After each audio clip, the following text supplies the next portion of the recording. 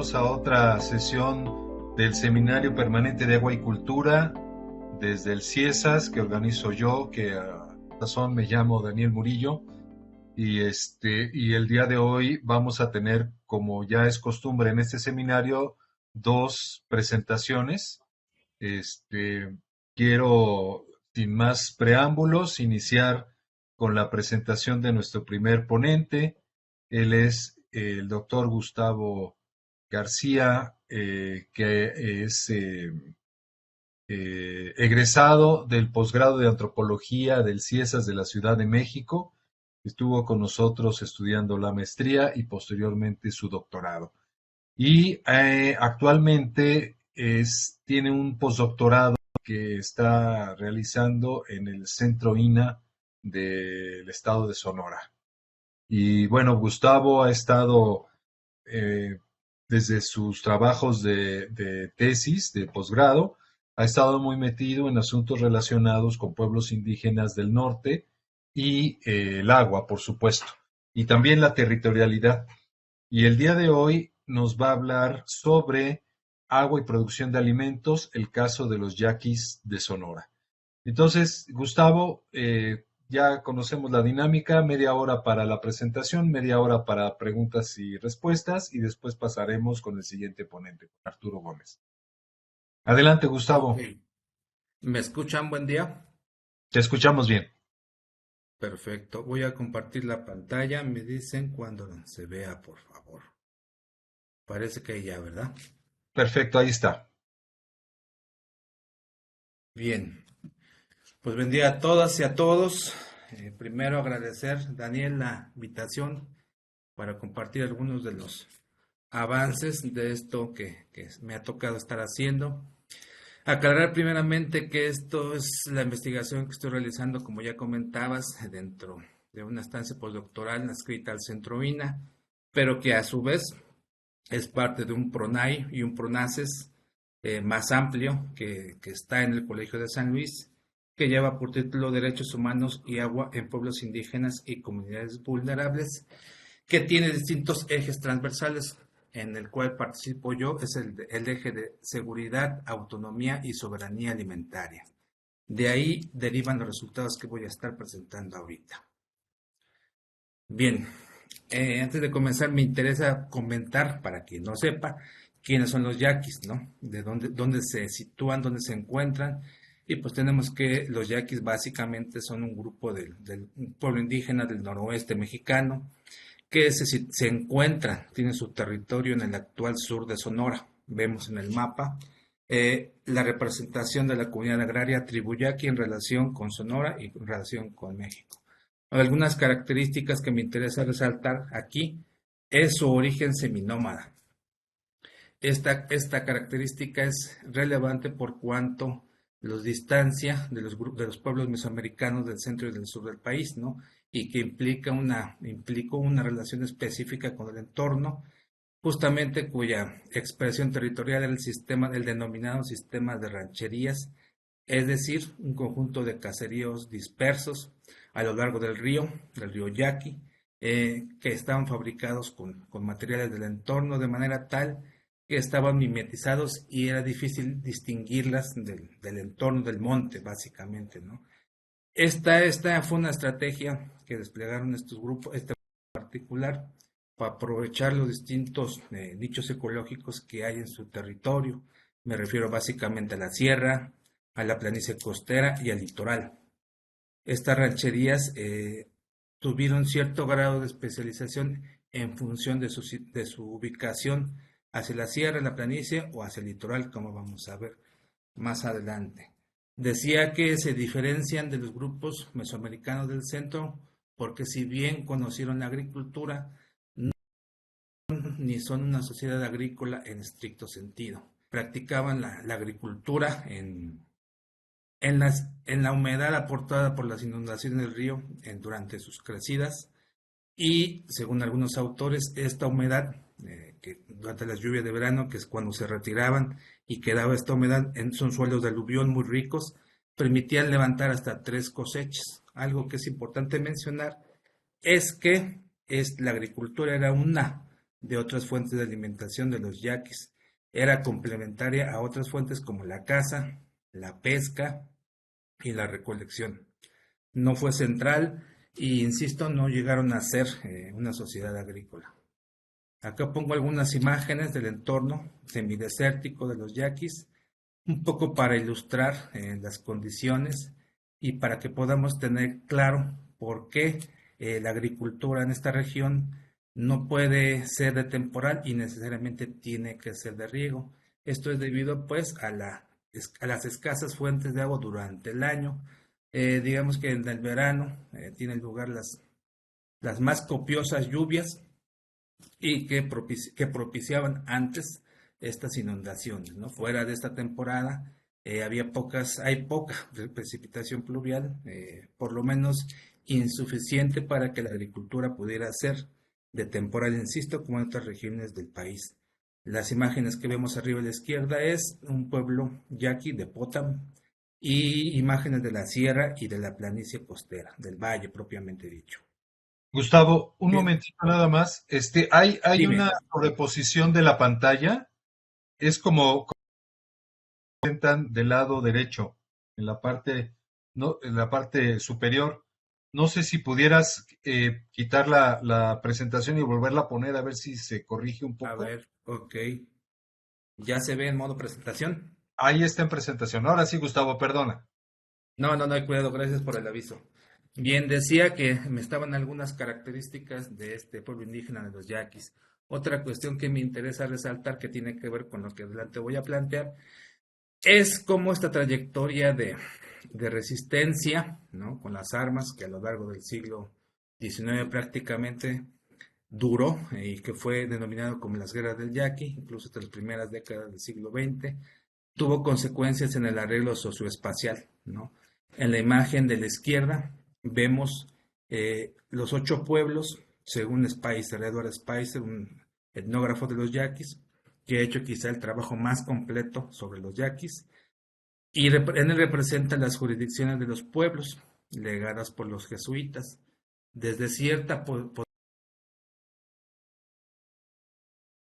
tras, no sé si derrotar, pero por lo menos contener militarmente a los españoles, se interesaron eventualmente en el programa jesuita, eran vecinos de los mayos, tenían emisarios, tuvieron cierto contacto y se enteraron de los cambios que estaban aconteciendo de la mano de los jesuitas.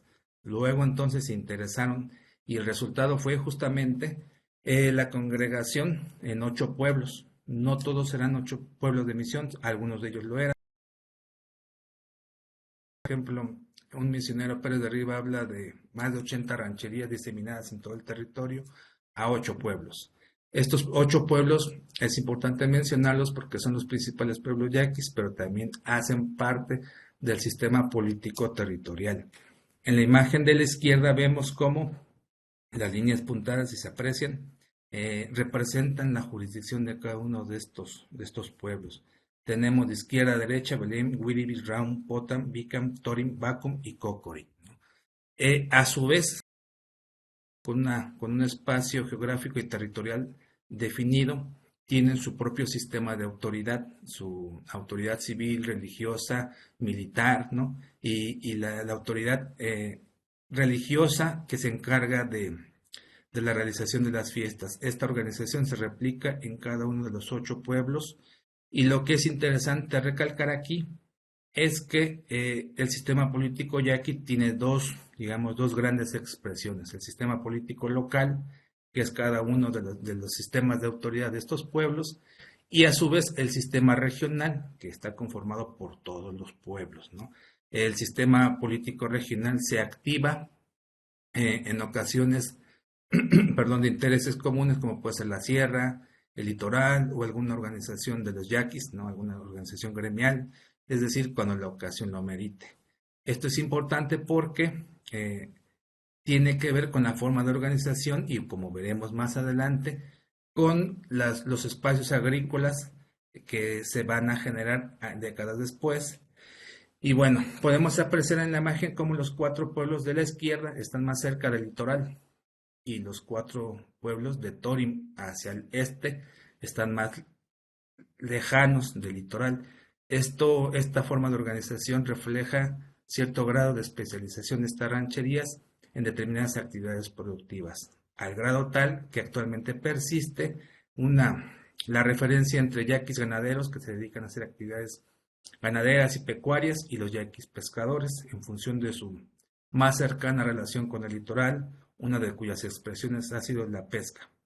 Y en la foto de abajo vemos cómo esta forma de organización en rancherías, guardada a sus distancias, persiste hasta la actualidad, ¿no? Vemos ahí una casa, como está hecha con los materiales del entorno, en este caso enjarrada, dicen, es decir, con barro y carrizo y madera y otros materiales más contemporáneos, pero que se asemeja a estas rancherías que antaño ocupaban y que construían los yaquis.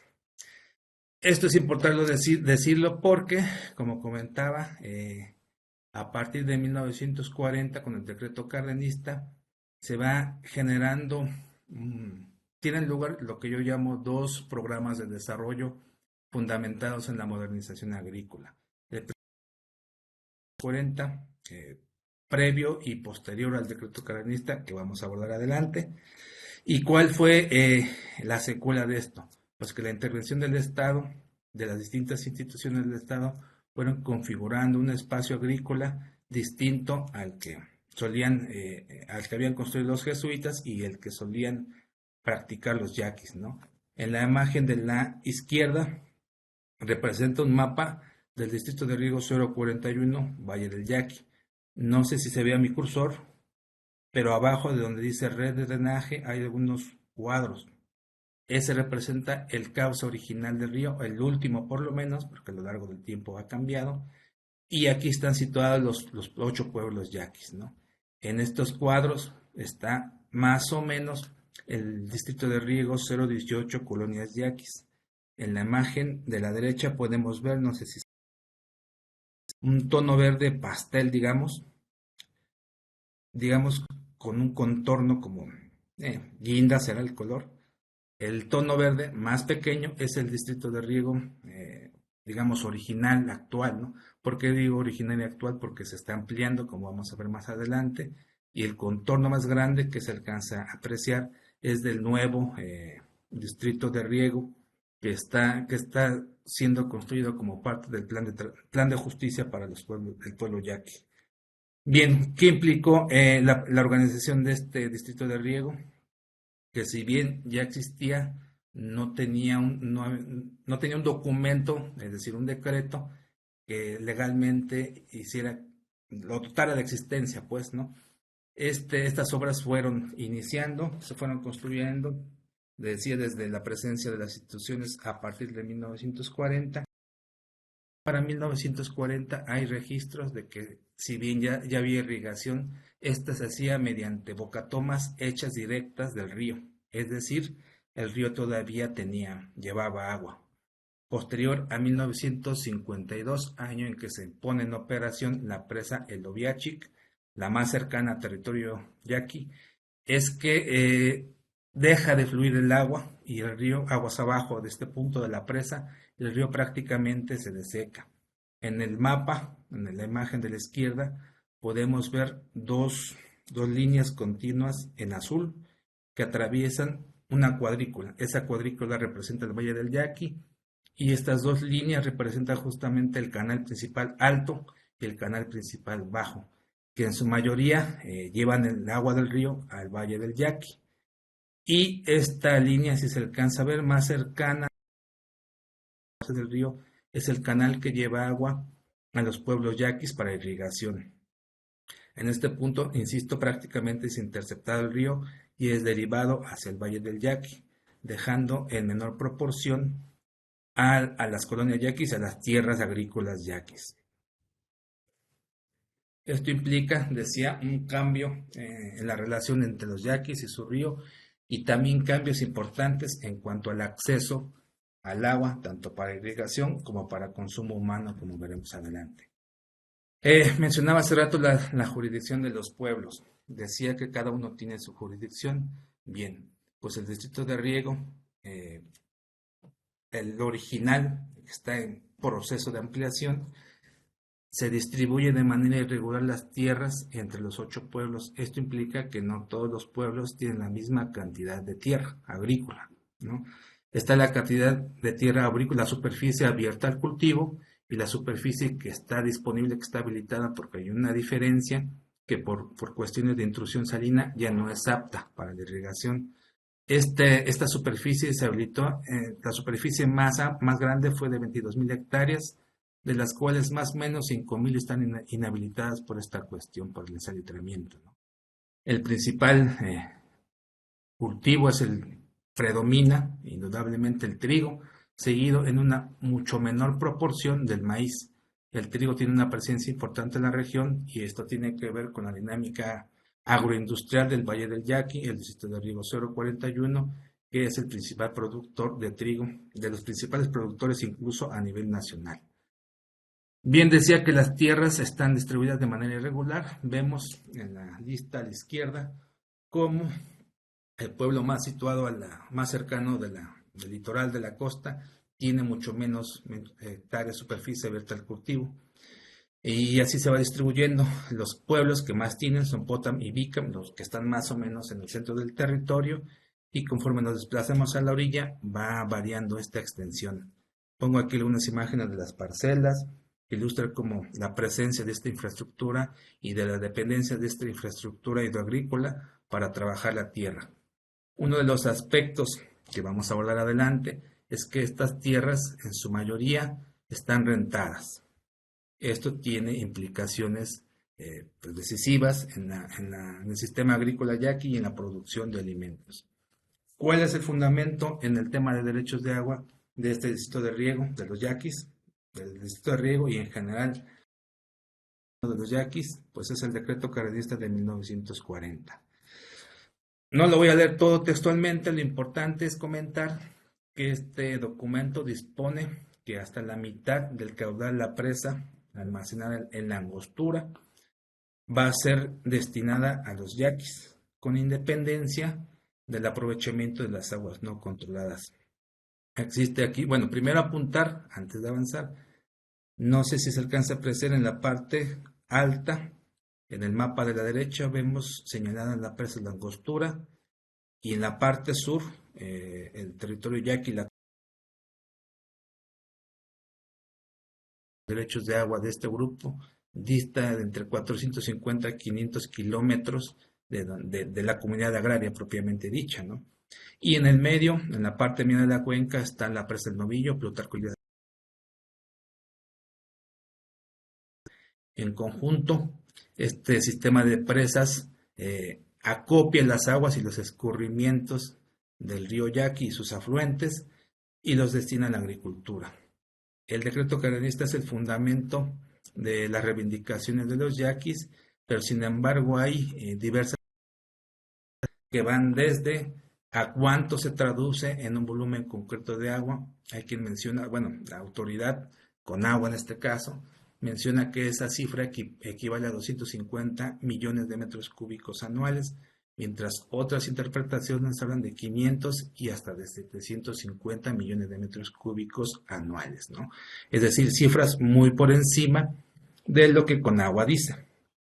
Otro punto que ha sido de disputa ha sido esta parte que pongo resaltada, el aprovechamiento de las aguas no controladas, ¿no? Los yaquis comentan y mencionan que ya no hay aguas no controladas, porque al ponerse en marcha el sistema de presas, pues la mayoría o todos los escurrimientos son interceptados y llevados a estas presas. Luego entonces, pues no hay tales escurrimientos controlados y que esto afecta sus derechos de agua, ¿no? Bien, en cuanto a los derechos, el acceso a la tierra, entre los yaquis encontramos también ciertas particularidades que tienen que ver con sus particularidades, las particularidades. Si bien tenemos que el acceso a la tierra es controlado de manera interna por los yaquis, vamos a ver adelante cómo el agua es un tema distinto. ¿Cómo se organizan los yaquis para poder acceder a la tierra agrícola? Bien, pues en esta cuestión, los derechos para el acceso a la tierra son sancionados desde el sistema normativo yaqui. a través de lo que ellos llaman o conocen el yo luturia, lo que más o menos podría traducirse como verdad mayor, es decir, un conjunto de preceptos normativos, éticos, la norma, la que rige la conducta, perdón, de los integrantes del grupo para distintos aspectos de la vida, no solamente para el acceso a la tierra, sino su manera de relacionarse con los demás. Quiero citar una autora que especificó este yo luturia, que define en los siguientes términos. Dice: yo luturia es el sistema de verdades que debe ser cumplido a través de la ritualidad, la forma de organización social y el modo de proceder con los otros. El yo luturia integra las narraciones del origen del mundo, las acciones de los seres míticos y la continuidad del orden universal, y traza las coordenadas legítimas de acción entre los hombres y con los seres luminosos. La Enriqueta es Enriqueta Lerma. Es decir, hacer parte de los cargos rituales religiosos hacen que un...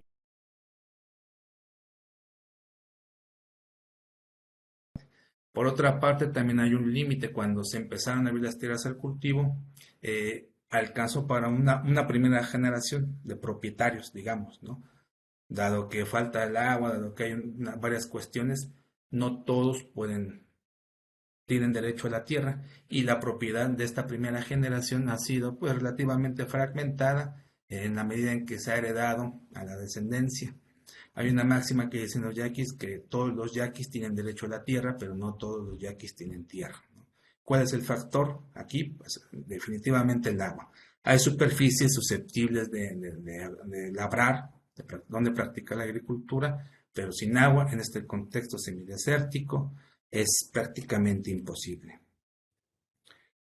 Antes de avanzar, el acceso a la tierra el control está en los yaquis. Quien legitima el acceso a la tierra son las propias autoridades yaquis, las autoridades tradicionales, y en este caso no hay, como en otras comunidades agrarias, las instituciones que la normatividad agraria menciona que deben de existir. Me refiero al Comisariado de Bienes Comunales, al Consejo de Vigilancia, Tesorero, etcétera. En este caso no existen, y es la autoridad yaqui quien directamente emite derecho, digo, la constancia de tierra, ¿no?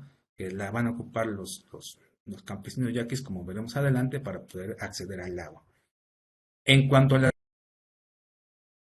historia, el acceso al agua está mediado fuertemente y regulado fuertemente por el Estado, otra vez la del agua.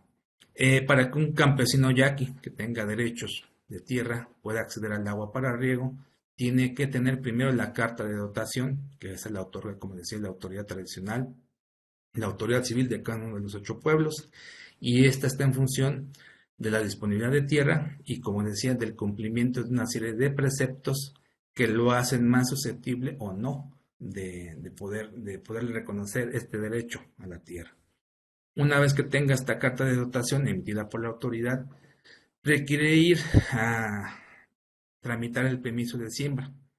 Zagarpa, la que antes era Zagarpa, no recuerdo ahorita el nombre exacto, es quien emite este permiso de siembra, y con este permiso de siembra va el agricultor yaqui o quien rente la tierra, vamos a llegar a eso, a solicitar cultivos predeterminados con volúmenes predeterminados de agua que no se pueden acceder. Es decir, si se le autoriza un cultivo, en automático ya está el volumen al que tiene que acceder para el riego, y requiere también pagar derechos por esta agua. Igual, un poco al igual que el agua de consumo doméstico, el argumento aquí de la autoridad es que no se cobra el agua, se cobra la infraestructura para gozar de ese volumen de agua, ¿no? ¿Qué pasa en los hechos? Pues que los yaquis, que son titulares de derechos de agua, pues tienen que pagar, en la versión oficial es por el uso de la infraestructura, y no gozan de manera libre el volumen de cambio, como vamos a ver más adelante con el plan de justicia del pueblo yaqui. Bien, uno de los principales problemas en cuanto a la producción agrícola y de alimentos en el yaqui es el denominado rentismo. Esto es básicamente el arrendamiento de tierras a yoris, es decir, a mestizos, a no indígenas, que provienen en su mayoría del Valle del Yaqui, aunque también se mencionan otros lugares, es decir, son productores agrícolas empresariales que acuden al a las tierras del Yaquis para rentar las tierras, y esto supone un escenario complejo y contrario a los intereses de los yaquis, porque en este escenario tienen lugar relaciones de hegemonía y subalternidad, puesto que los yaquis tienen, pese a tener derecho a las tierras y derechos de agua, se quedan con un escaso margen para decidir qué producir y cómo producir, ¿no? Se traduce esto también en la imposición de un modelo tecnológico, productivo y económico, una racionalidad económica, es decir, es una agricultura empresarial, aún en las tierras de yaquis, en una parte al menos, en una parte de las que está rentada, con cierto paradigma tecnológico. ¿Cuál es este paradigma tecnológico? El uso de maquinaria agrícola, insumos químicos, pesticidas, fertilizantes, etcétera. La agricultura orgánica, que otro tipo de agricultura agroecológica, en el caso de los yaquis, prácticamente no existe, ¿no? ¿Y cuál es la causa primordial de esto? Pues este modelo tecnológico que tiene que ver con el ser vecino del distrito de Riego 041 y del Valle del Yaqui, ¿no? Pongo aquí algunas imágenes sobre un aspecto de la trilla, la de arriba, de la trilla del trigo. Ambos casos son tierras yaquis. Son tierras en este caso irrigadas por pozo, pero que reproducen esta forma de producir. En este caso es un campesino yaqui quien hace esto, pero lo hace igual que se hace en el Valle del Yaqui, ¿no? ¿En qué se traduce este rentismo? Pues prácticamente en el control de externos, de yoris, de las tierras yaquis, de la tierra y del agua de los yaquis, ¿no? Es importante mencionar que la abrumadora mayoría está en esta situación, es decir, está rentada.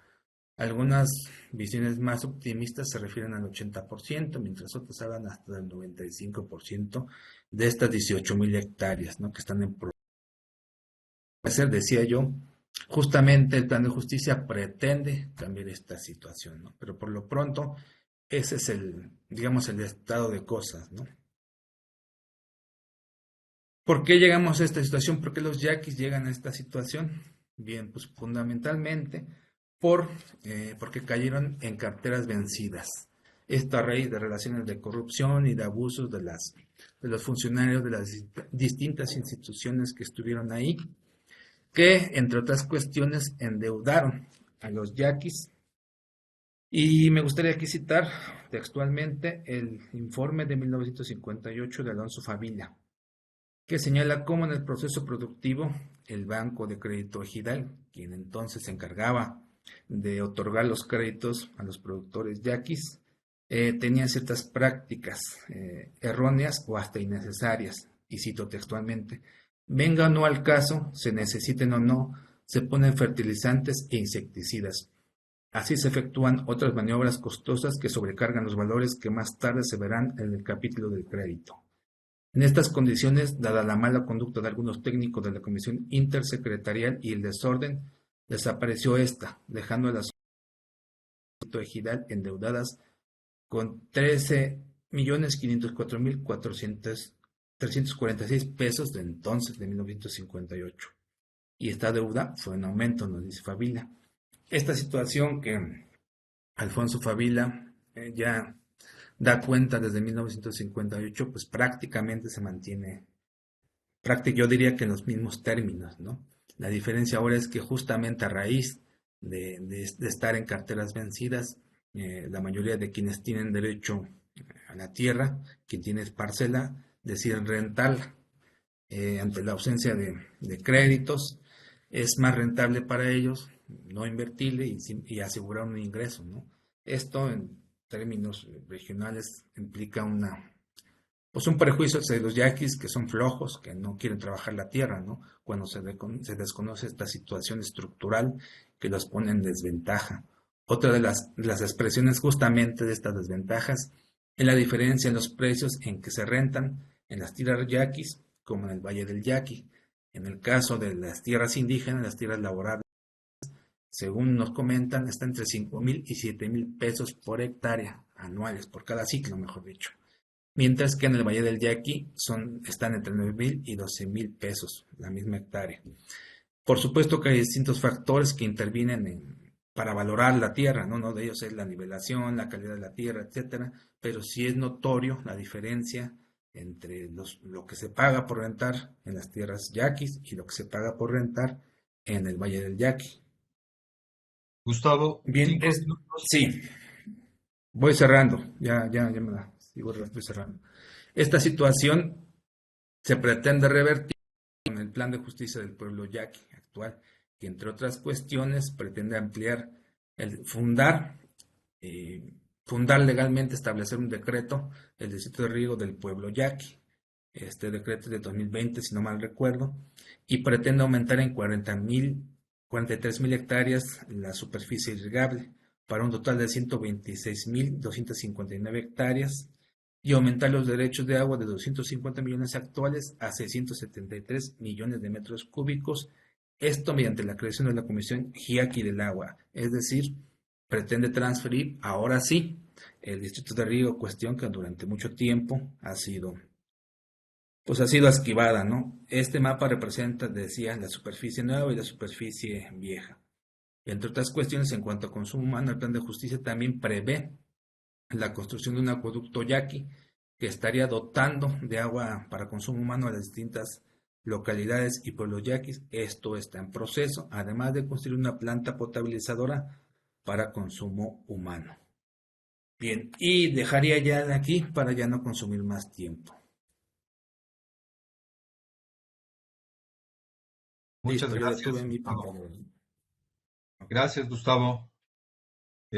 Muy, muy, muy interesante tu presentación y siempre hay mucho más que decir de la cuestión de los yaquis, ¿no? Yo creo que podríamos, podríamos pasarnos mucho tiempo hablando sobre todo esto de los yaquis, porque déjenme decirles además que Gustavo hizo su tesis en antropología, pero hizo un estudio histórico muy completo acerca del agua y la tierra, las propiedades y los territorios yaquis, ¿no? Entonces, Gustavo tiene mucho conocimiento sobre los pueblos yaquis. Bueno, quiero el espacio para preguntas y comentarios. ¿Alguien que quiera participar? Daniel, yo una pregunta. Luz, Luz, Luz, adelante, Luz Romero. sí, quisiera preguntarle a Gustavo. Bueno, primero felicitarlo por su presentación, aunque yo siento como que el tiempo siempre es corto y como que quedaron muchas cosas para mí, ¿no? Así como que faltó explicación. Por ejemplo, me interesa saber qué es lo que piensan los yaquis, la gente, de toda esta situación de los pueblos, ¿no? Como que reflejada en la presentación este sistema normativo que él hace mención y que de alguna manera este sistema está regulando tanto el acceso al agua como el acceso a la tierra, como que ahí siento que hizo falta poquito desarrollar, ¿no? A mí siempre me ha interesado qué es lo que dice la gente, ¿sí? Porque, bueno, nos dice que prácticamente el 90% de las tierras está rentada y que el agua pues prácticamente es para estas agroindustrias y que bueno, ahorita están planteando un plan de justicia, un plan para el pueblo yaqui, pero ¿qué dice la gente? ¿Qué dicen los yaquis ante toda esta situación? Sí menciona algo de que pues no le queda otra a la gente más que rentar sus tierras porque no hay programas de apoyo y todo esto, pero más allá, ¿qué es lo que dicen las autoridades yaquis ante esta situación? ¿Cuál es la reacción de la gente? ¿Hay conflicto? ¿No hay conflicto? ¿Cómo ellos, o sea, el tipo de cultivo, de alimentación que tienen en sus escasas tierras a lo mejor? No lo sé, ¿no? O sea, como que me quedaron muchas interrogantes, muchas dudas al respecto y puedo entenderlo, ¿no? Porque siempre puntos de exposición es imposible, ¿no? Pero no sé si él pudiera pues, como exponer un poquito algo sobre lo que diga la gente común, la gente de a pie, la gente que vive ahí en esos 8 pueblos, ¿no? Gracias. Bien, gracias, Luz.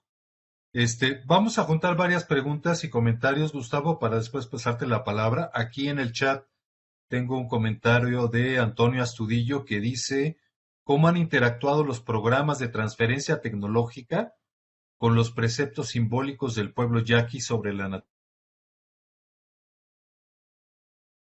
¿Hacer un comentario, alguna pregunta? Entonces, ni modo, yo tomo otra vez la palabra, porque a mí se me hace el distrito de riego 018 Colonias Yaquis tiene mucho tiempo de querer haber sido transferido a los yaquis. De hecho, responde a un programa de transferencia de los distritos de riego que creó la Comisión Nacional del Agua, pues prácticamente cuando la Comisión Nacional del Agua, en 1989, uno de sus primeros programas, creo, fue el de la transferencia de distritos de riego. Y durante unos 20 años los distritos fueron transferidos a los usuarios, a los llamados así usuarios, menos los que tenían población indígena. Entonces tenemos el caso es el 018, Colonias Yaquis, tenemos el caso del 003 Tula, tuvimos el caso del 100 Alfajayucan y tuvimos el caso del 033 Estado de México, que fueron los últimos distritos de riego que fueron transferidos, ¿no? Y todos tenían población indígena y, por supuesto, aparejado lo que ya nos habló Gustavo, los sistemas normativos, que después de pues, casi 30 años de tratar de transferir el distrito de riego Colonias Yaquis, al fin se haya logrado, ¿no? Porque esto no responde a una medida, digamos, eh, pues 100% de justicia yaqui, como se trata de hacer creer en el plan de justicia yaqui, sino que parte de un programa completamente neoliberal que trataba de hacer, de reducir las responsabilidades de la Comisión Nacional, pasarla hacia grupos de usuarios, ¿no? Mucha tinta ha corrido sobre el asunto de la transferencia de distritos de riego en México. Pero lo que me llama la atención particularmente es el caso del 018, ¿no? El caso que tú abordas, Gustavo. Y me gustaría, pues, saber tu opinión al respecto. Yo estuve trabajando con los yaquis hace 30 años, en 1990, 1991, y las cosas han cambiado mucho. En aquel entonces la Comisión Nacional del Agua nos decía, ni se mete. Nosotros queríamos impulsar un programa de llevar agua para uso doméstico a los yaquis y nos encontramos con este problema de la transferencia del 018. Mucho ha cambiado, yo no me he vuelto a parar por allá, pero sí he estado en seguimiento de las etapas que ya he mencionado sobre la transferencia del 018, ¿no? Y yo, desde mi punto de vista, veo como una especie de contradicción de la transferencia. Grupos ya que dicen sí aceptamos la transferencia y otros que hasta han puesto amparos y demandas, ¿no? Para que no se realice la transferencia. Entonces, una opinión, ya hablé mucho, perdón, pero una opinión sobre este aspecto que a mí me parece un tanto contradictorio y que es más complejo que llevarle a un plan de justicia a un grupo indígena, ¿no? Bueno, ¿hay alguien más que quiere hacer algún comentario o alguna pregunta? Si no, le pasamos la voz a Gustavo. ¿No? Sí, sí, Daniel, por favor. Natalia, Yo, Natalia Chávez, adelante. gracias. Pues mira, Gustavo, yo te agradezco mucho tu ponencia y quiero poner como más ingredientes problemáticos en las preguntas que formulan Daniel y Luz porque nos hablas de la negociación de caudales y eso creo que es algo que sigue siendo central y quiero saber si ha habido algunos acuerdos en ese sentido sobre, digamos, los caudales que van distrito de riego en relación con los que van a corresponder pues al 041, ¿no? Que ahí hay otro ingrediente problemático muy importante. Y quería preguntarte también cómo ves tú en este contexto que estructuras bastante bien de impulso de la revolución verde en este territorio del Valle del Yaqui, este aumento de las 43.000 hectáreas para siembra, además cuando pues tenemos suelos tan salitrosos, o cómo ves tú, digamos, estos ingredientes, ya poniéndole como detalles a las preguntas ya previamente formuladas? Gracias, Gustavo. Gracias, Daniel. Muy bien. Ah, doctor Escobar, adelante. Bueno, mientras se acaba su galleta, doctor Ya, Escobar, nada más ya, voy a perdón. mencionar un asunto que Natalia Chávez estuvo trabajando un tiempo con los yaquis en esa zona, cuando ella trabajaba para el Instituto Mexicano de Tecnología de la.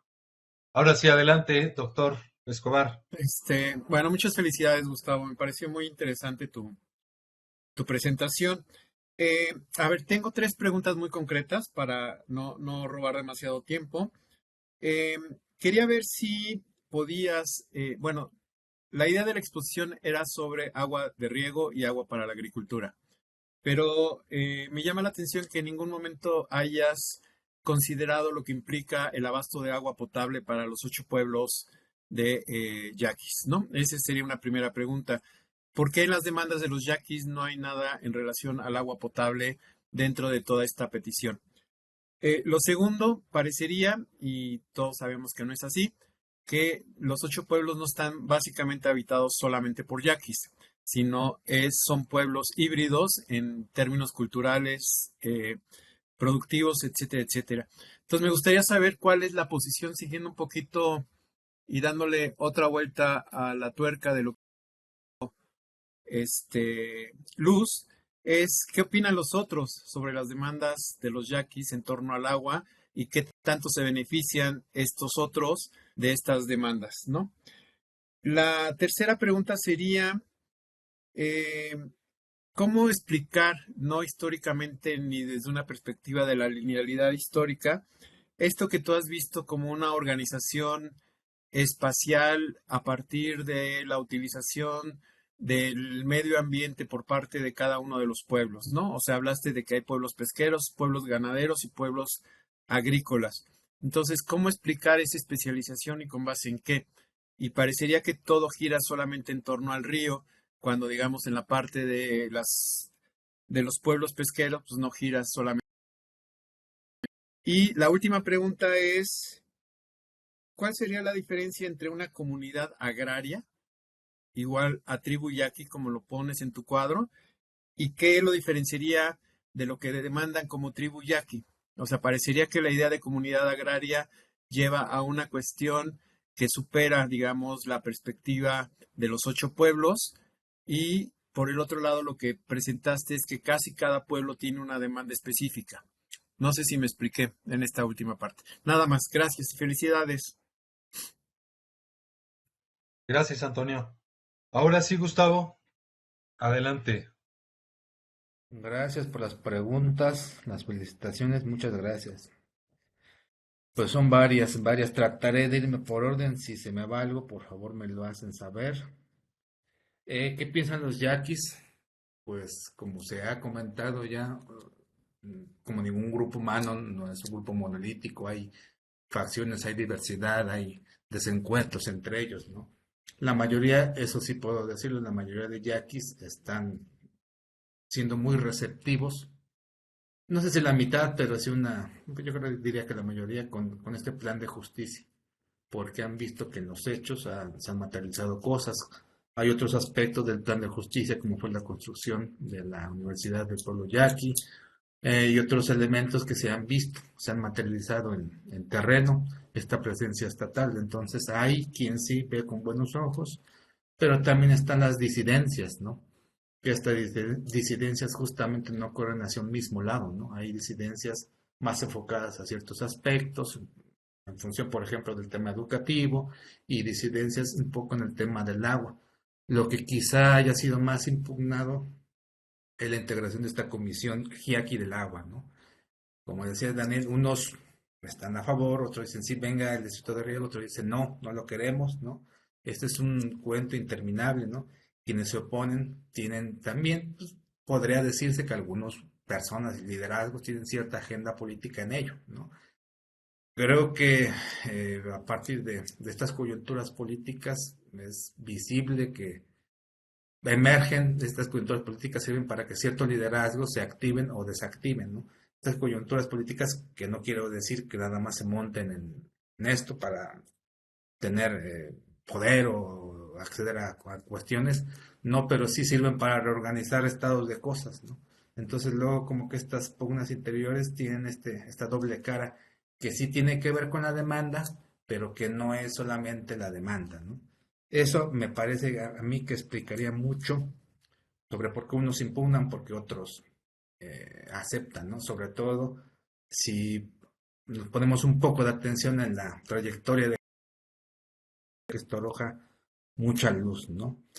Otra cuestión que no comenté, efectivamente el tiempo es corto y no me dio, es que la secuela de estos programas de modernización agrícola que empiezan en la década de 1940 son justamente las divisiones de autoridades, los dualismos de autoridades, como digamos concreción de estas facciones políticas, de manera tal que inaugura periodos de conflictividad, ¿no? Que llega incluso a la violencia interna, me estoy refiriendo. Entonces yo creo que estas facciones tienen mucho de esta dinámica, ¿no? Del conflicto. Yo diría que es una relación, eh, el conflicto es una relación entre los yaquis y el Estado y entre ellos mismos, ¿no? Esto es sobre lo que piensan los yaquis. El sistema normativo yaqui, bueno, sí tiene que ver, para aclarar, digo yo que la normatividad interna regula el acceso a la tierra, no al agua. El acceso al agua está regulado por el Estado mexicano. Eso es lo que justamente ahorita está en disputa, lo que se pretende regular.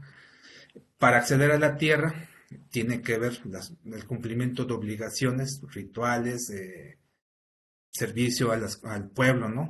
Los sistemas de cargos, etcétera, pero también está la parte de la disponibilidad física, ¿no?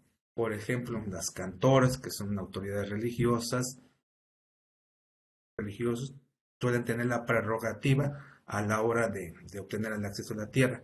Claro que esto ya no se ve porque hay una superficie inaugurada de una vez y ya no hay más que repartir, ¿no? Pero sí tienen, el sistema normativo se queda ahí, no tiene esta parte de regular el acceso, pero los mecanismos, digamos, un poco se detienen porque no hay más que repartir, ¿no?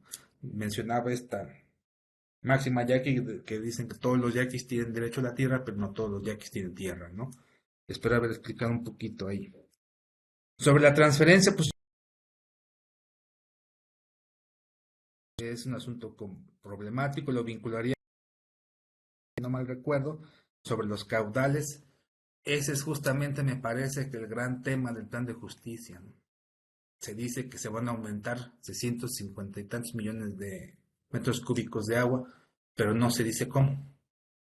Evidentemente, para que alguien acceda a un mayor volumen de agua, alguien más tiene que prescindir o se lo tienen que quitar de este volumen de agua. Yo diría que ahí está justamente el nudo gordiano de la cuestión, ¿no? Como mencionaba Natalia, pues justamente están los productores del río Yaqui, que también, pues, me parece que no se están quedando de brazos cruzados porque pues dependen de ellos, ¿no? Su ingreso y la economía de la región, no solamente una cuestión de productores, es una cuestión de la región, pues depende de eso. Entonces, creo que esa es una parte de cuestionable y que los propios yaquis me parece que están cuestionando. Está bien que nos des, que en el papel nos digas que nos vas a dar X volumen de agua, pero ¿cómo se va a lograr? Actualmente se está trabajando, se está haciendo infraestructura para los canales, para llevar el agua, porque parte del argumento y de la negociación fue, pues, ¿cómo me vas a entregar el volumen de agua que tengo derechos y las infraestructuras y los canales no dan para eso? Entonces, parte de la negociación fue eso, ¿no? Hacer mayor infraestructura. Lo que habría que ver es qué pasa después de este gobierno. Esta es la agenda de este gobierno, a ver qué pasa ahí, ¿no? Yo no lo veo tan fácil, se me antoja complicado, habría que esperar unos años, ya está acabando este gobierno y ver qué sucede en lo subsecuente. Me parece que es algo muy problemático. Bien, las últimas preguntas. Mencioné un poco de pasar el agua potable. El agua como parte del plan de justicia, se negoció la construcción de un acueducto, el nombrado acueducto Yaqui. Hay pues unas fotos que pretende dar agua, abastecer agua para consumo humano. se habla de 150 kilómetros, si no mal recuerdo, de una capacidad de 9 millones de metros cúbicos. Esto exclusivamente para consumo humano.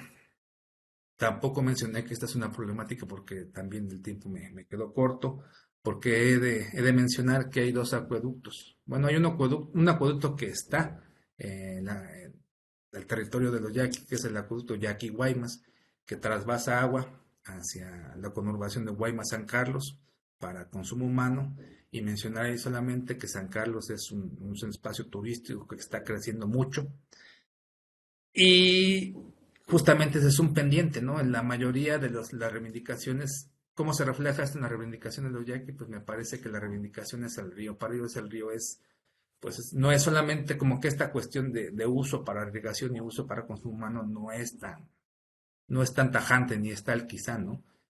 Simple y sencillamente hay un canal donde hay agua y quien tiene necesidad pues va y la toma, ¿no? Cuando hay, porque no hay agua permanentemente en los canales, ¿no? Pero sí es esta, me parece que tiene que ver con esta visión de que no hay una diferenciación tan tajante al menos entre uso, el agua es agua y sirve para irrigar y sirve para consumir, ¿no? Entonces creo que es un poco esta parte. ¿Cómo explicar la función, la especialización? Pues yo diría que esto tendría que ver con las actividades, no todo tiene que ver con el río efectivamente, pero sí tiene que ver con el río al mismo tiempo. ¿A qué me refiero? Porque al final, aunque haya otras actividades productivas, como la pesca, en su momento, cuando el agua tenía río, pues simple y sencillamente era el cuerpo de agua que permitía el consumo de agua para sobrevivencia, ¿no? No me gusta, entiendo que el sentido de la pregunta va en no caer en determinismos, pero sí hay una relación del ambiente, una constricción que no, determinación mecánica diría yo, en el sentido de que pues no se puede hacer más en donde está. Mencionaba yo, por ejemplo, es imposible tener agricultura de temporal porque simple y sencillamente no llueve lo suficiente, o llueve mucho en 2, 3 meses y después se acabó. Entonces me parece que sí, pues el ambiente condiciona, no determina, pero sí condiciona, ¿no? La acción humana, por supuesto, tiene mucho que decir, ¿no? El sistema de presa ha controlado el agua, ha inducido cambios importantes. Y cuando diferencia entre comunidad agraria contra tribu yaqui, cuando me refiero a comunidad agraria, lo hago porque ese es el reconocimiento, ese es el reconocimiento de la actividad agraria, ¿no? Ellos hablan de territorio, ellos hablarán de otras categorías, etnocategorías para referirse al territorio, pero al final el espacio, las 300.000 hectáreas es una comunidad agraria tribu yaqui. Y a veces uso la expresión tribu yaqui porque por dos cuestiones. Ellos se refieren a sí mismos con ese mote, ¿no? Y porque la comunidad agraria justamente, así se llama, comunidad agraria tribu yaqui. En distintos documentos oficiales así se refieren a ellos, ¿no? Yo he de pensar que este es el discurso de algún antropólogo, ¿no? Que trascendió y se creó en los documentos, al grado tal que ellos lo hicieron propio, ¿no? Pues diría eso básicamente, no sé si me faltó algo. Ya recordé sobre la posición de los no indígenas. Pues yo diría que hay habrá que ver qué tipo de no indígenas, ¿no? Porque hay una opinión regional fuera de los yoris que no están en estos pueblos, pues que tienen una opinión muy negativa de los yaquis, ¿no? A raíz de los bloqueos de la carretera, del consumo de alcohol, ¿no? De la renta de tierras, que son flojos, que beben y se drogan, lo que sí pasa, pues, ¿no? Está esta visión de que es mucho lo que les están dando. Sí existe esta visión de los yaquis, de los yoris que viven fuera del territorio yaqui, los que están en territorio yaqui que coexisten con los indígenas, yo diría que están hasta cierto punto de acuerdo, por lo menos en temas que se refieren a su necesidad más inmediata, como es el agua para consumo humano. En los pueblos se padece de agua con sus particularidades. Algunos tienen sistema de tandeo, otros no tienen agua, otros tienen poca presión en el agua, determinadas horas. Entonces, en ese tema, yo diría que una cuestión que se ve favorablemente sería justamente el uso de agua para consumo humano por los no indígenas que están avecindados ahí, ¿no? Y pues al final de cuentas, la mayoría o una buena parte, no todos, de los yoris que viven ahí son quienes tienen mayormente los negocios. Entonces, en la medida en que todo esto se traduzca en relaciones económicas, ¿no? Mercantiles, pues ellos tienen, me parece, una posición favorable al respecto. Muy bien. Pues muchas gracias, Gustavo. Yo creo que podríamos hacer alguna otra sesión el próximo año para seguir hablando de estos temas, porque yo creo que da para mucho, ¿no? Y generalmente, pues nos concentramos sobre las culturas indígenas del centro y del sureste y poco vemos hacia el norte, y me parece que hay mucho, mucho por aprender, por decir de estas Claro. cosas, ¿no? Muchas gracias, Gustavo. Te agradecemos tu Gracias a ti, a ustedes. Gracias. Y pues quiero pasar ahora con el siguiente ponente, con el ponente invitado del día de hoy. Él es Arturo Gómez Martínez, que es subdirector de investigación, subdirector de etnografía del Museo Nacional de Antropología. Él es investigador, profesor, además promotor cultural y capacitador de procesos artesanales. Él fue director de planeación del Instituto de Artesanías de Puebla hace ya algunos años y desde el 2015 tiene el puesto que ya mencioné como subdirector de etnografía en el Museo Nacional de Antropología. Sus líneas de investigación más importantes son la religiosidad popular y el arte de los pueblos indígenas de México. En el asunto de la religiosidad popular ha estado muy metido con cuestiones relacionadas con el agua, sobre todo en los pueblos de la Huasteca veracruzana. Y desde hace 5 décadas se ha encargado de estudiar los textiles prehispánicos y coloniales de México, Perú y Guatemala, de los cuales ha derivado conferencias, talleres y publicaciones especializadas. Arturo es ya viejo conocido de nosotros en este seminario, ha participado varias ocasiones y hoy lo tenemos aquí hablando sobre la ritualidad, aprovechamiento y el cuidado del agua entre los nahuas del Huasteca. Entonces, Arturo, te dejo el micrófono y te dejo la pantalla también. Muchas gracias por estar acá con nosotros de nuevo. Gracias. Ahorita que... Buenas tardes, muchas gracias por la invitación. Pues vamos a platicar un poco sobre los ritos en la Huasteca, un poco contextualizar el área que yo estoy estudiando entre nahuas, tepehuas y otomís y tenec. En esta ocasión voy a hablar de los nahuas. Es una región donde, a pesar de que fluyen ríos importantes en esa zona, el tema de la distribución del agua pues siempre ha sido olvidado en las comunidades indígenas. Para el caso de los nahuas, un afluente del río Pánuco, el río Calabozo y también el río Pantepec, que va a dar a la cuenca del Tuxpan, pues son de los afluentes muy que irriga la zona, pero el agua no se aprovecha pues para llevarlo a las comunidades para uso en doméstico, mucho menos para la agricultura. Entonces la agricultura es de temporal, siempre se espera que llueva. Los cambios climáticos de los últimos años han afectado seriamente la producción de alimentos, también la ganadería, incluso para el consumo humano, y se han establecido una serie de problemas ahí intercomunitarios precisamente con el manejo del agua que proviene principalmente de los manantiales, los, los manantiales que se encuentran en los poblados. Entonces, es un poco a nivel general. ¿Qué es lo que ocurre? Bueno, estamos en esta zona de la región de Chicontepec, en las cercanías de estado de Hidalgo, con Huautla, Huejutla y esa parte un poco es la misma región con los mismos problemas.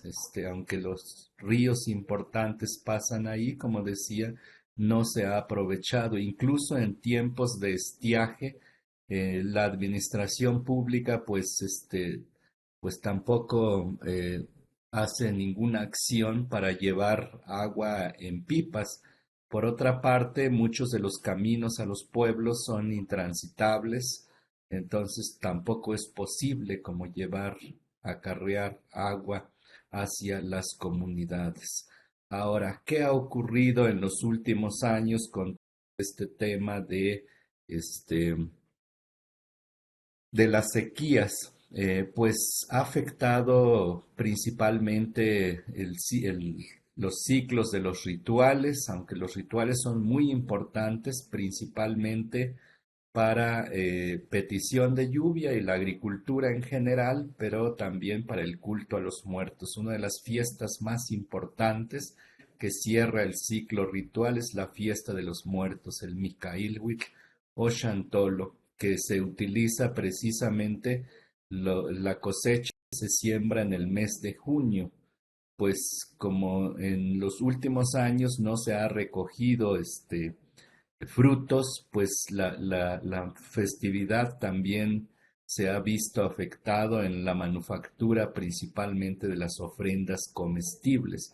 Incluso algunos de los ingredientes de estas comidas, ingredientes vegetales, se han disparado excesivamente en los precios y todo por este valor simbólico que se le da a los alimentos tanto para los dioses como para los difuntos. Por ejemplo, un frijol de vaina que es la Vigna unguiculata, en este año llegó a costar alrededor de 200 pesos, más o menos 150 gramos de frijoles. Pero lo importante es precisamente para la gente es cómo allegarse de este producto para disponerlo en los altares, en las ofrendas. Entonces, ¿qué ocurre aquí? Bueno, en la imagen, por ejemplo, vemos un mapa que siempre ha sido la preocupación por la lluvia de temporal, y entonces los cerros siempre se han figurado desde los códices. Vemos anteriormente por ejemplo, este es el lienzo Zacatitla del siglo XVI. Uno de los elementos importantes que figuran son el cerro Postectli y el cerro Tepenáhuac, y en muchos documentos aparece pues como lugar sagrado principalmente para petición de lluvias. El reparto agrario pues no deja pasar eso. Y entonces uno de los principales lugares de la geografía que se defiende es precisamente las montañas, el cerro Postectli, por ejemplo, la comunidad de Xcacuatitla, pero también a lo lejos en el paisaje, la sierra de Otontepec o San Juan Tepetl.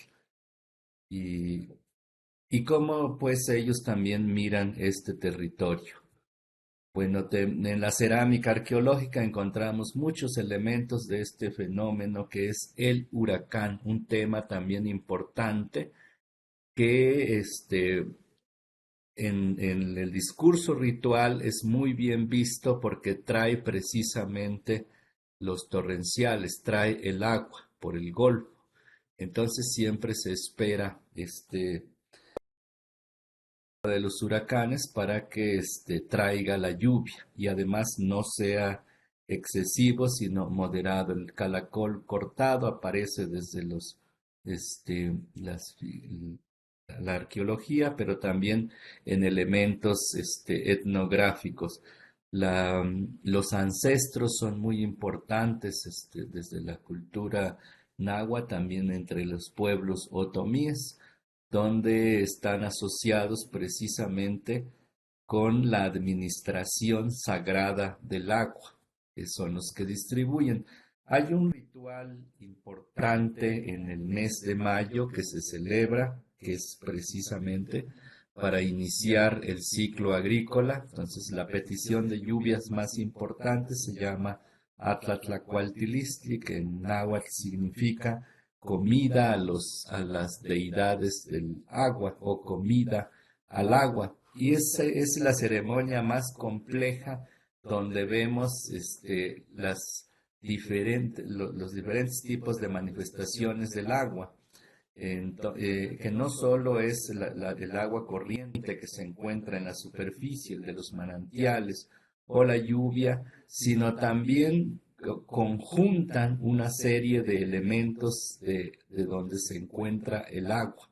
Es decir, recogen agua del rocío, recogen agua del mar, de algunas cuevas también se trae, de agua de río, y entonces crean una metáfora del agua en estos rituales precisamente para pedir la lluvia.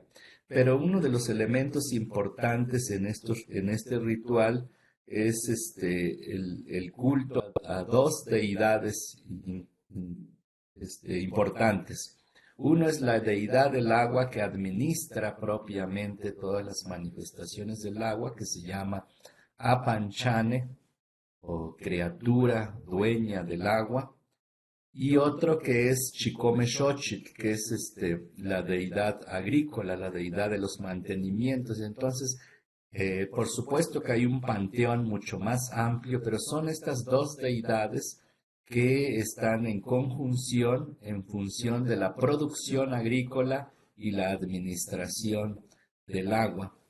A diferencia de otros pueblos vecinos como los tepehuas y los otomíes, donde se privilegia a los ancestros, la tierra como deidad, aquí figura la deidad de los mantenimientos, Chicomexochitl, que es de la producción, y pareciera ser que en los rituales están muy interesados más que preocupados en que la producción, el ámbito económico, pues se estabilice, se esté en términos de bienestar, que exista pues suficiente producción, no solo para consumo, sino también los excedentes que serán para la venta. Entonces, en las súplicas rituales casi siempre se escucha las metáforas del agua asociada a la producción, como por ejemplo dicen que reverdezca las plantas, que florezca las plantas, que den sus frutos, y también asociado a la escasez en términos del consumo humano. Por ejemplo, dicen que tienen sed, que se están muriendo de sed, que los animales también tienen sed. Entonces la importancia de estos rituales pues es para pedir que el agua esté presente y que equilibre entre la salud y el consumo, pues la producción agrícola para el consumo. Entonces van a hacer este ritual entre el mes de mayo y el mes de junio, que son la época de estiaje. Y en términos de las creencias, pues hay un grupo relativamente reducido de gente que cree que en estos rituales, y son los que celebran estos rituales. Hay una capilla donde se celebra a nivel público, que es el Xochicalli.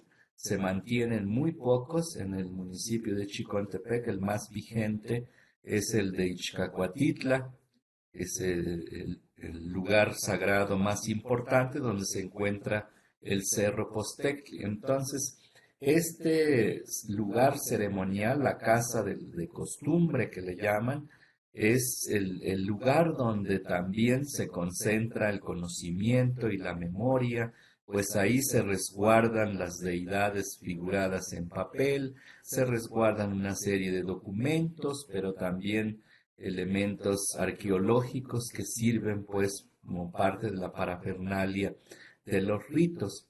En este Xochicalli también es como el lugar de enseñanza, aprendizaje de la ideología indígena, pero también de las artes. Ahí se toca la música y los aprendices tienen que aprender a escuchar ahí para poder tocar y el protocolo ritual propiamente se expresa ahí y se enseña ahí. La comida es una parte importante también, la comida ritual, lo que consumen los dioses agrícolas y los dioses del agua. Entonces son elementos importantes, entre ellos una serie de hojas de heliconias que llaman papatlas, con el que se envuelven una serie de alimentos, pero también elementos que se traen de distintos lugares para recrear precisamente el ámbito de acción de estas deidades. Traen muchas plantas acuáticas que recogen de los arroyuelos o de las cuevas o de las faldas de los cerros. Entonces crean estos ambientes para atraer estas lluvias. Bueno, Xochicalli también se expresa la palabra, ahí es donde especialistas en oratoria, en estos súplicas rituales, pues hacen uso del idioma indígena para expresar su vínculo hacia las deidades. Por ejemplo, en el desarrollo del ritual no se usa el idioma español, aunque el idioma pareciera que está en decadencia en el ámbito público. En el ámbito ritual es muy importante. Los dioses, al parecer, escuchan en el idioma indígena, entonces esta parte también es importante. Y dentro de ello, pues encontramos un gran repertorio de palabras, un vocabulario amplio referido a la naturaleza del agua, los dioses, la administración, pero también de conceptos importantes que tienen que ver con la comunalidad y con el trabajo y con la identidad. Por ejemplo, el concepto de vivir agradecido, Tlaxcamatilistli, en náhuatl es una forma de vida que implica pues consumir la producción que hacen ellos, pero también establecer este vínculo entre los dioses y de compartir entre los miembros de la comunidad. Entonces, esta parte de desarrollo de estos conceptos también es importante.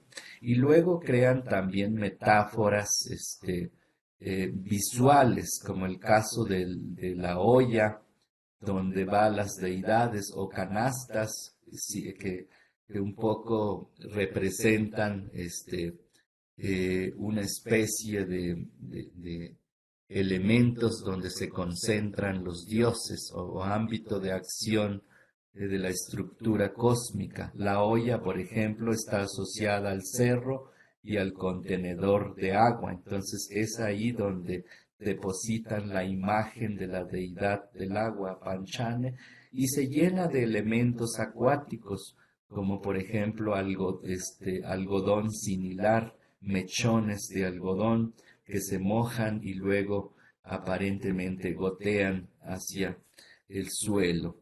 Pues entre otras manifestaciones, pues hay una serie de danzas, cantos en la cima de los cerros. En la imagen, por ejemplo, vemos en la cima del cerro Sintepetl, en el estado de Hidalgo, que suben el 3 de mayo. Ahí, por ejemplo, no hay culto al papel recortado, pero suben los especialistas rituales a disponer ofrendas de tamales, de pollos y guajolotes. Ese mismo día sube el sacerdote católico también, pero no tiene injerencia, sube como de visitante también. Pero casi todos los pueblos están preocupados por ir a disponer estas ofrendas comestibles de música y de danza en la cima de este cerro. Bueno, papel ceremonial también se disponen en estos espacios sagrados y muchos de ellos están asociados a elementos que se vinculan a las regiones cósmicas del universo. La imagen, por ejemplo, la estructura del cosmos náhuatl con una serie de capas que ellos les llaman, que sería una especie de estratos del cielo, pero también hacia el inframundo, donde habitan una serie de seres también ahí. El panteón es sumamente amplio, todas estas deidades tienen regencias en administrar muchas cosas, pero el agua siempre es importante. Lo tenemos en medio, lo tenemos arriba y lo tenemos abajo, asociado también a semillas. Como decía, muchos elementos de la ritualidad pues están presentes en el protocolo ritual.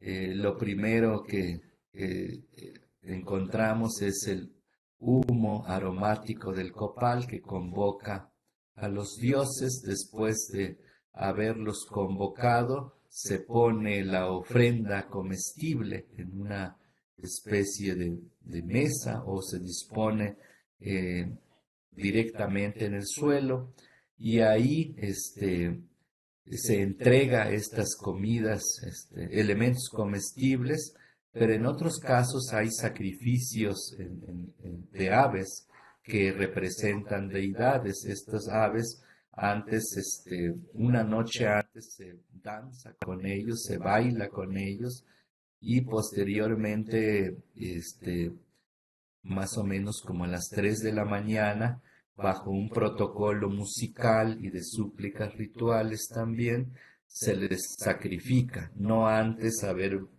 representado una especie de escaramuza entre estas representaciones de deidades.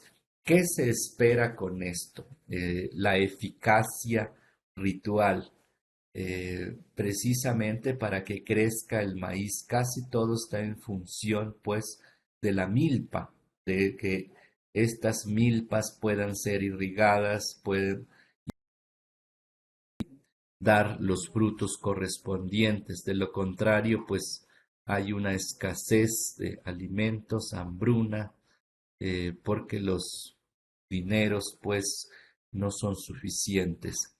En los últimos años las milpas pues también están en el abandono porque ya no son rentables económicamente. Sin embargo, se siguen haciendo porque es importante para todo el ciclo de las fiestas, por lo menos las ofrendas que deben destinar a los dioses, las autoridades y representantes de los rituales, tiene que ser fruto del esfuerzo, o sea, se tiene que cosechar en una milpa, no se debe de comprar.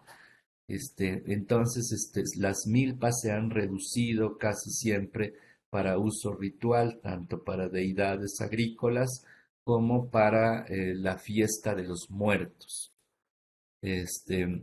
La orografía es tan compleja, aunque no son propiamente lugares serranos, son altitudes que apenas alcanzan entre 600 y 900 metros sobre el nivel del mar. Sí son una serie de cadenas pequeñas.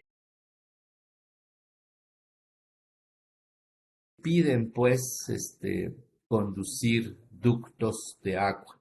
Entonces las comunidades casi siempre se abastecen de las laderas de estos cerros, donde hay pequeños manantiales que no son suficientes en el tiempo de estiaje, y cada día que se presenta pues este fenómeno de estiaje, entonces buscan otros manantiales que se encuentran alrededor, y es ahí donde también se suscitan una serie de conflictos con otras comunidades por el territorio, los territorios comunitarios, aunque algunos sí son sí, sí, son compartidos.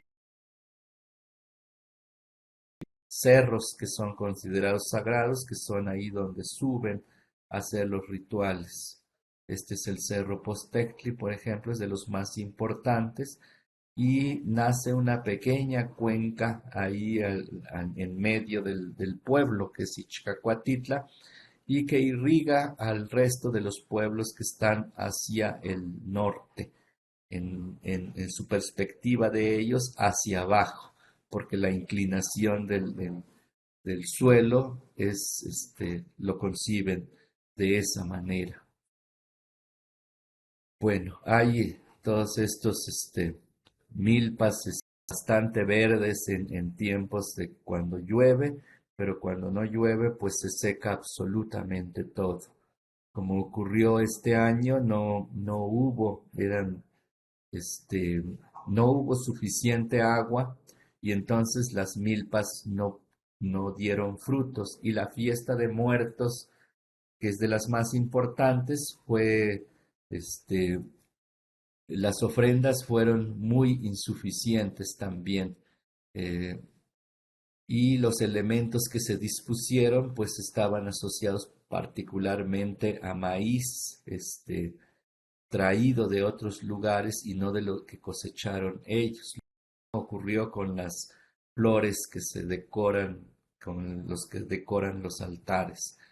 Bueno, pozos profundos hay relativamente pocos, llamados apicholi, precisamente porque el suelo de esta región no hay agua, o sea, el agua de lluvia simplemente escurre, no hay propiamente mantos que se puedan hacer uso de ellos, pero sí existen estos ríos que les decía, donde está pocamente aprovechado, este, solamente las comunidades mestizas aprovechan un poco en lugares planos para irrigar cultivos y también para la ganadería.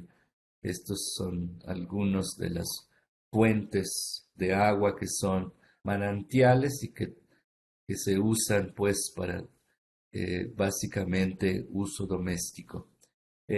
Los pueblos casi siempre los figuran en mapas en función del agua. Todos los pueblos casi tienen alguna fuente de agua, ya sea corriente o manantiales. Este es un mapa de la comunidad de Agüimol, donde lo que representa la gente es el riachuelo que cruza la comunidad. Bueno, para ir cerrando un poco, ¿cómo se cuida el agua?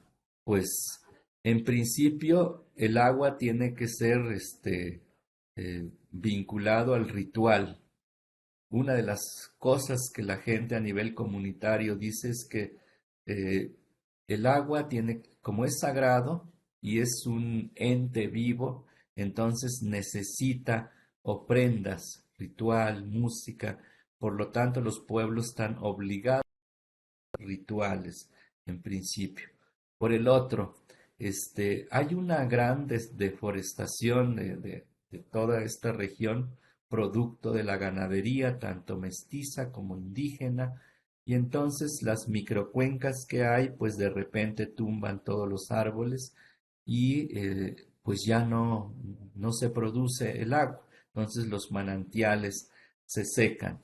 En tiempos de estiaje, pues no hay agua ni siquiera para consumo humano. Entonces, esta parte, por ejemplo, no se está viendo a nivel comunitario, ya en términos ecológicos.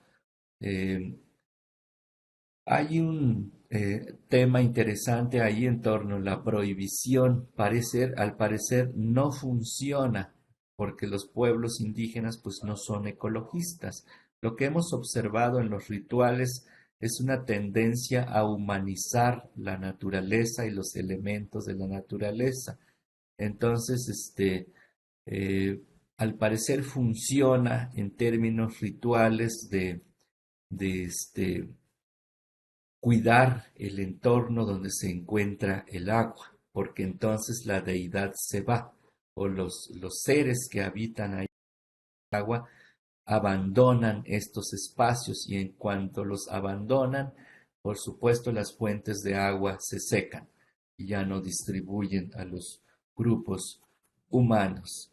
Ese es por una parte. Por el otro, en términos de el consumo humano, cada pueblo tiene uno o más pozos en que se distribuye el agua, tanto para lavar como para beber, y también se usa en algunos casos para dar a los animales.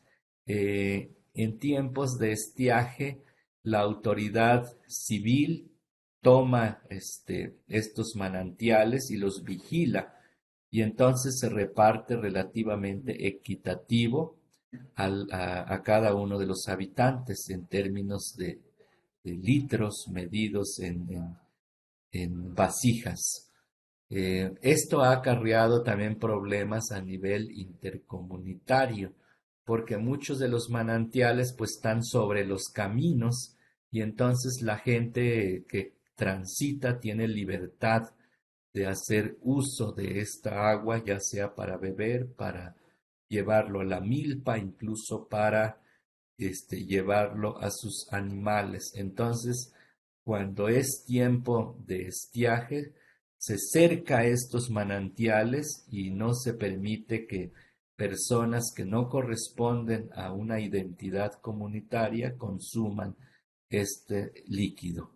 Y bueno, ahí entran en conflictos en términos de orden jurídico, pero pues hay toda esta problemática en cuanto a la distribución.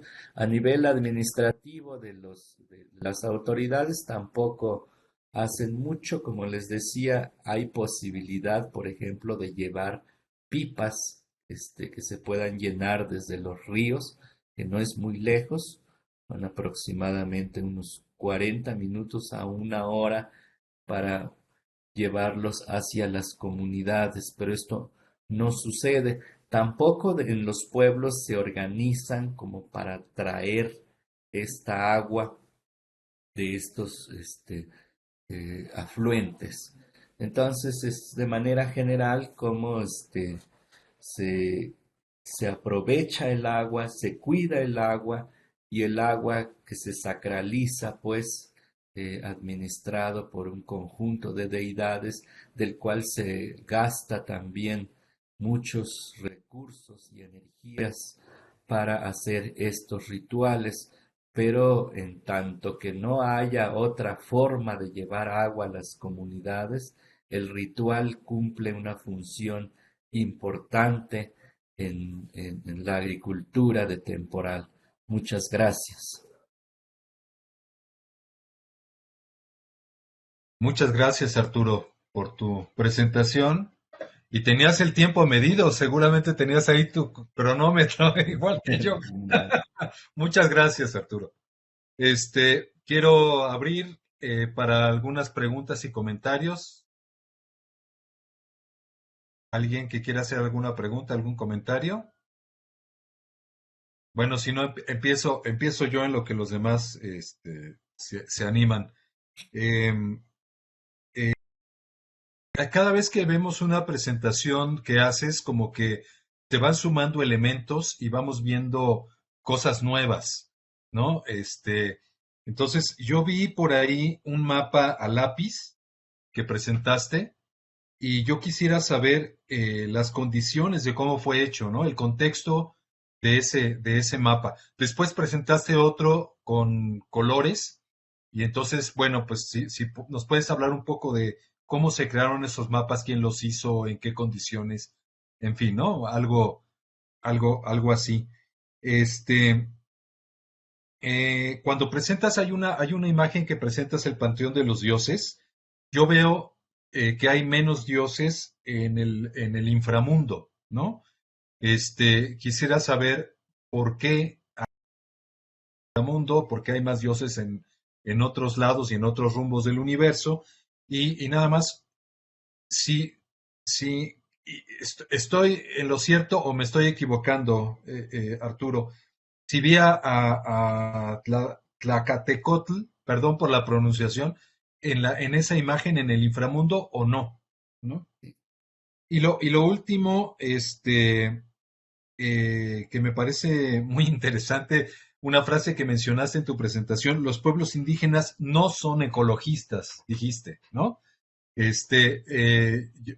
Porque, bueno, pues esta es digamos, el reverso de esa frase que acabas de decir, los pueblos indígenas son ecologistas, es lo que generalmente nos dicen muchas organizaciones no gubernamentales sobre todo, y es un poco como lo que nosotros llamamos romantizar a los pueblos indígenas, ¿no?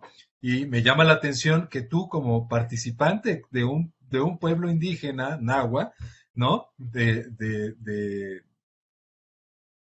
Digas esto, ¿no? Los pueblos indígenas no son ecologistas, y eso me llamó mucho la atención, y si pudieras abundar un poquito sobre eso. Entonces, antes de pasarte la palabra, Arturo, voy a pasar la palabra a los demás para juntar varias preguntas y que nos puedas contestar en forma de comentarios a todos los demás, ¿no? Hay dos preguntas que hace aquí Antonio Escobar. Antonio, no sé si las quieras hacer en vivo. Espérame tantito. Sí. Sí, bueno, una ya la hiciste tú. Me llamó mucho la atención la de que los pueblos indígenas no son ecologistas. Entonces me gustaría saber, obviamente no desde la perspectiva de lo que implican los movimientos ecologistas, pero en general se ha discutido mucho en la antropología y en la ecología de que sí hay rasgos ecologistas, y mucho de la discusión de los movimientos indígenas actuales es en torno a la reivindicación de los saberes tradicionales y la recuperación de la naturaleza frente al neoextractivismo, ¿no? La otra pregunta que tendría para Arturo es, no me quedó muy claro si cuestionas o apoyas esta idea de humanizar la naturaleza en torno a lo que implican los ritos para las lluvias, etcétera, etcétera. Fuiste muy tajante, digamos, en este sentido de que se está humanizando la naturaleza, y no sé si lo estás viendo bien o lo estás viendo mal, y yo creo que va un poquito ligado a la primera pregunta. Y lo segundo, que si nos podrías detallar qué es lo que entiendes por identidad comunitaria, ¿no? Básicamente creo que la zona que presentaste es una zona bisagra entre Nahuas y Tenex, ¿no? Y estaba centrado, digamos, en la parte norte de Veracruz, pero digamos, lo poco que yo sé sobre esa zona es que todo lo del Moctezuma sí ha sido utilizado, ¿no? No solamente como zona de desagüe, sino como zona de generación para una empresa hidroeléctrica que está en la Huasteca Potosina, y eso ha generado una serie de problemáticas, ¿no? Entonces, bueno, serían esas básicamente las dudas. Gracias. Gracias, Antonio. Arturo, te leo una pregunta de Astudillo aquí en el chat. Dice: ¿existe alguna articulación política de estos pueblos en torno a la demanda de infraestructura para el aprovisionamiento de agua? Y si hay alguien más que quiera hacer algún comentario, alguna pregunta, adelante para poder darle la voz a Arturo. Bueno, llega otra pregunta más acá en el chat. No tengo el nombre de la persona que hace la pregunta, lo lamento, pero aparece como guest, nada más. Dice: muchas gracias por la presentación. Hablaste de la escasez del agua, de esta sed que existe y la importancia de hacer pedidos del equilibrio por la salud de las comunidades. ¿Hay riesgos que el agua fuera o esté reemplazada por otras bebidas exógenas como las sodas, es decir, los refrescos? Esta pregunta la está haciendo Nancy Hue. Bueno, pues Te escuchamos. Te dejo el micrófono. Si puedes abrir tu micrófono. Gracias. Con relación a los mapas, el de lápiz es de un expediente agrario de Ixcacuatitla, precisamente un conflicto sobre el polígono y de quién, y sale sobrando una fracción donde se encuentra el Cerro Sagrado. En términos, agrarios lo ven como un espacio que no tiene importancia, no sirve para uso agrícola. Entonces, queda como fuera del ámbito del reparto, pero los de la comunidad lo reclaman como un espacio importante, entonces generan ese mapa. Y cuando la autoridad les pregunta que a quién le van a asignar a ese terreno, aparentemente inútil, la autoridad crea un documento que se lo den al Xochicalli, que en realidad es un templo indígena. Y entonces se genera un conflicto porque hacen el documento para entregarle al señor Xochicalli su fracción de terreno y resulta que no existe como persona física. Por eso se generó ese mapa. Y el otro es un mapa de hace unos 15 años en la comunidad de Aguimol. Fue generado por autoridades en los linderos, pues, para reconocer. Ese mapa coloreado se sacó en una asamblea pública y los niños les llamó mucho la atención. Y entonces nosotros generamos un taller poco como de etnocartografía, cómo conciben el espacio. Y simplemente empezaron a hacer a reproducir este tipo de mapas pintados o hechos a lápiz, concibiendo el espacio comunitario. Bueno, con respecto a los dioses, pues efectivamente en el ámbito terrestre viven gran parte de los dioses, pero también en el ámbito celeste. En el inframundo habitan muy pocos, principalmente Tlacatecolotl y una serie de aires que están, no es que estén asociados al mal, sino están asociados a esta conjunción del manejo del bien y del mal. Pero no es que sean totalmente negativos. En el espacio terrestre habitan principalmente una serie de regentes, tutelares, particularmente de los cerros, de elementos agrícolas, de las aguas terrestres, pero en el cielo habitan más una serie de deidades, entre ellos deidades del agua, que manejan las nubes,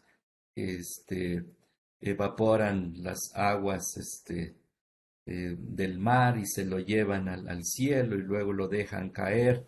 Los difuntos, por ejemplo, juegan un papel importante, siguen trabajando. Una de sus tareas importantes es conducir las nubes hasta las milpas de sus familiares.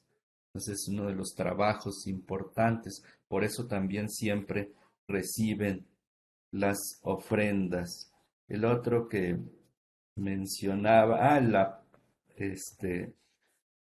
lo de humanizar a la naturaleza. Lo que hemos observado en los rituales es que se conciben muchos elementos que conforman el entorno natural como entidades con agencia, viven, o sea, son seres. La milpa es un ser, el cerro es un ser, el agua es un ser. y lo asocian, lo antropomorfizan, lo asocian similar a las necesidades de un humano. Entonces, un poco en ese proceso. Y lo de la ecología, pues no podríamos calificar propiamente como ecología las expresiones asociadas al cuidado del entorno en las comunidades, porque hay una doble praxis, entonces ahí es donde uno no entiende. Eh, por ejemplo, están en los cerros, termina, mientras está el acto ritual, asocian a todos los elementos del entorno al ámbito como humano, pues, que siente que es un ser, pero termina el ritual, es el tiradero de basura, o sea, y el basurero de cosas. Pero cuando platican, pues, es cuando uno los escucha en su idioma. Entonces, es cuando, pues, vemos que hay una doble praxis. La ideología dice, pauta ciertas cosas y el ejercicio dice otra cosa. Tiran como no hay basureros ahora, la generación de basura industrial va a dar pues todos estos arroyos, cuencas de los ríos. Y en este sentido, al escuchar precisamente los conceptos indígenas en el idioma, acerca del cuidado del entorno, empezamos a mirar que tiene que estar asociado precisamente al cuerpo humano. Tiene que estar asociado también a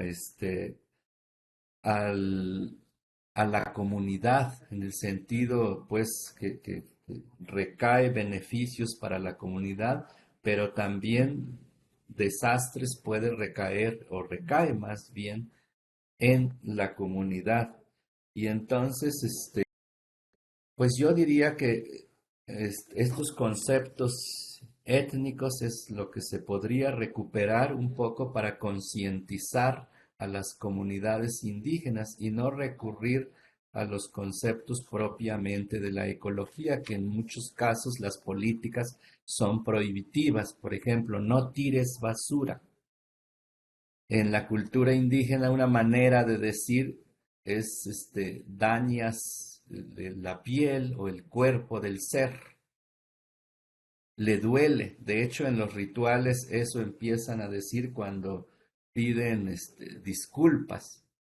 E incluso lloran y dicen, hemos dañado tu piel, hemos dañado tu cerebro, hemos contaminado tu sangre, y se refieren a las cuencas de los ríos, pero eso solamente queda en el ritual, y los que alcanzan a entender las metáforas de las súplicas rituales, porque uno de las cosas bonitas o del náhuatl que poco se entiende precisamente es el uso de la metáfora de la metonimia.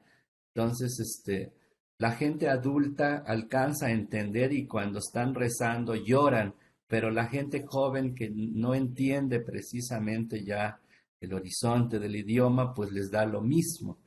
Entonces, pues ahí hay generacional en el uso también y comprensión del idioma. Y yo creo que un poco rescatando los conceptos indígenas se puede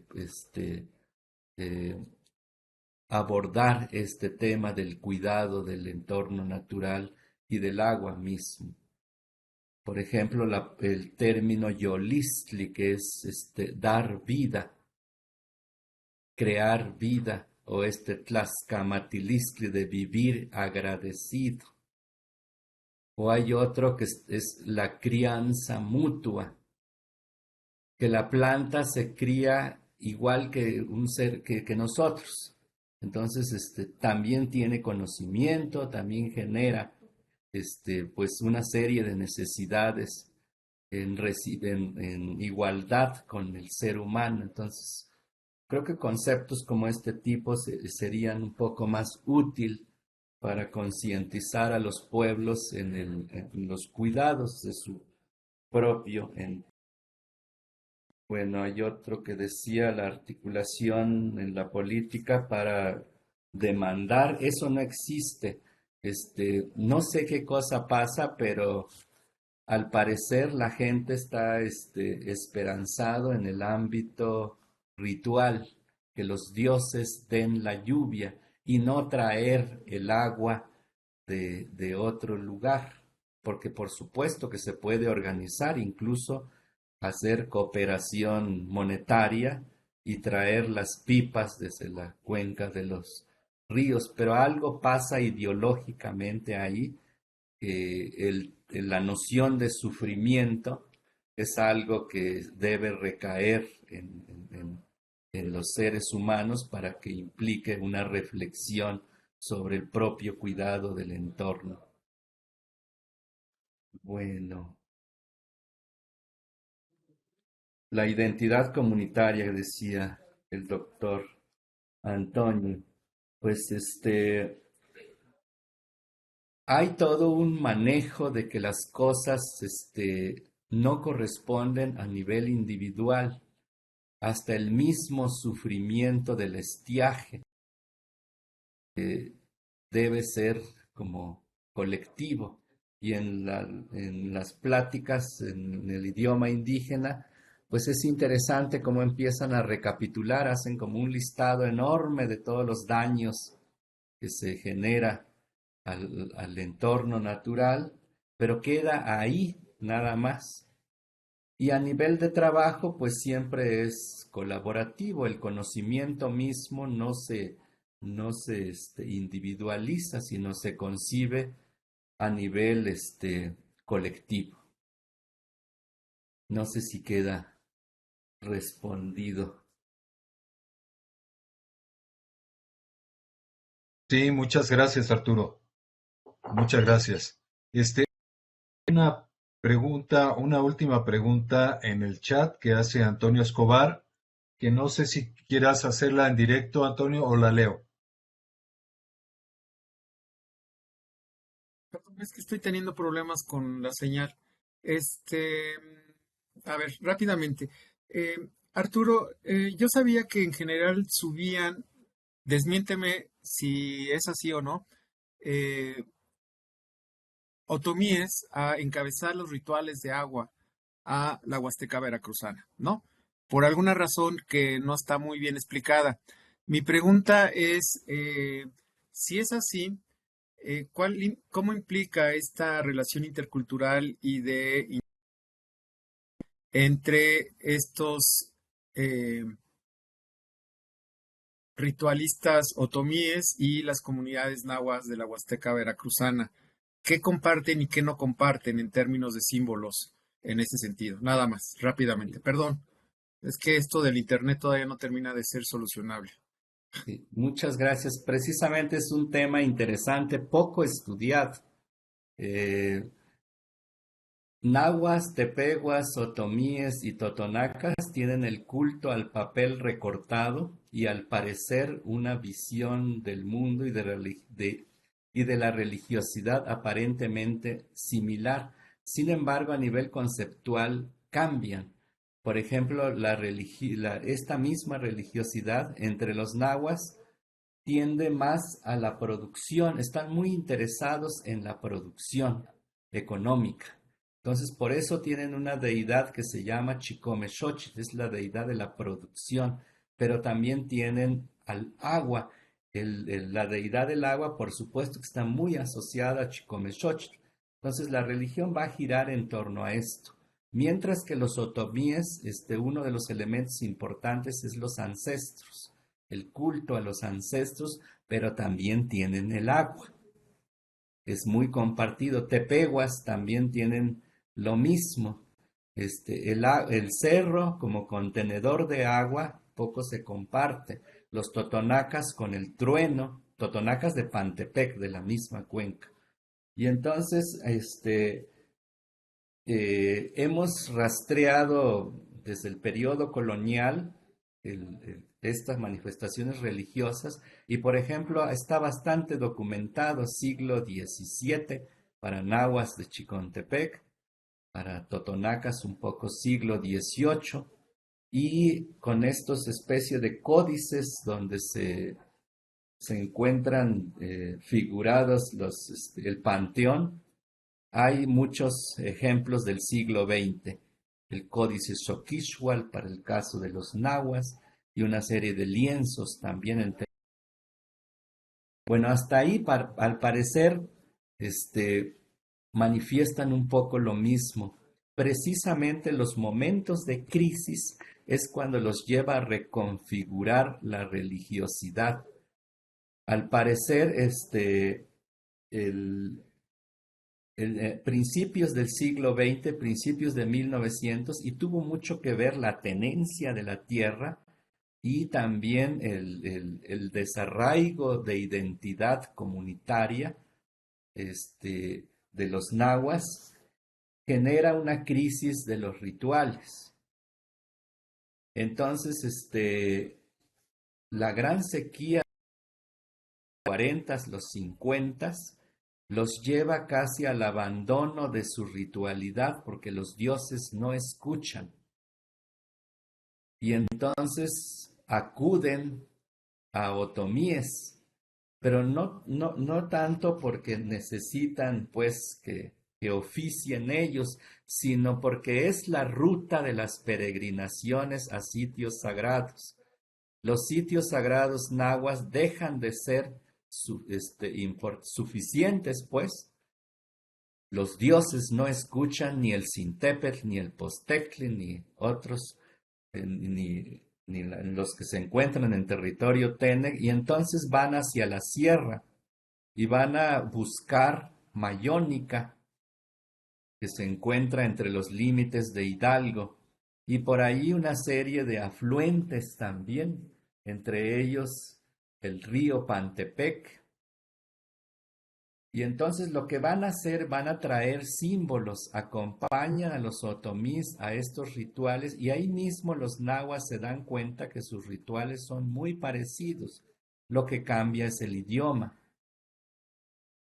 Y una cosa interesante, que los otomíes aprendieron los otros idiomas, aprendieron náhuatl y aprendieron tepehua, incluso tenec, y empezaron a oficiar, vieron una brecha importante ahí, económico por supuesto también. Entonces entran a territorio nahua a oficiar en idioma náhuatl, pero son otomís. Y entonces se adaptan al protocolo ritual nahua, con los dioses nahuas. Esa es la parte más importante. Poco estudiado ese tema. Hasta hace algunos 15 años todavía se les veía otomís de Cruz Blanca y del Zapote oficiando rituales en Ixhuatlán de Madero y Chicontepec. Sin embargo, los nahuas jóvenes aspiraron a dirigir estos rituales, se empezaron a dar cuenta la gran diferencia en términos ideológicos de ambos ritualistas, porque los ritualistas bilingües fallecieron. Entonces empezaron a ir otomís relativamente jóvenes a querer hacer rituales como los hacen en sus comunidades otomís, y eso ya no les pareció a los nahuas, principalmente con el consumo de enteógenos para hablar con los dioses, cosa que los nahuas lo ven mal, porque ellos se acercan a los dioses en otros contextos, con humo aromático, y tienen su propio protocolo con música y con las ofrendas. Entonces esa parte es interesante. Hasta ahora ya es poco visto que los otomíes oficien en territorio nahua, y los oficiantes nahuas que han ido ganando lugar privilegiado hacia territorio nahua y reconfigurado su religiosidad. Mientras que los otomíes es una religión en decadencia, los templos indígenas que eran de índole comunitario casi desaparecieron, ellos se reúnen como una especie de asamblea de ritualistas, para no decir chamanes. Entonces, si a alguien, un curandero, le toca hacer su ceremonia, va todos los curanderos de la región y en realidad se juntan bastantes, unos 50 quizás, pero no son de la comunidad, no son rituales comunitarios. Son rituales de un grupo de especialistas y así en la siguiente comunidad va a haber otro ritual y van todos ahí, mientras que los nahuas están reconfigurando el modelo comunitario. El ritual lo hace el pueblo y debe haber un solo oficiante y los demás acompañan al oficiante en elaborar todos los insumos rituales.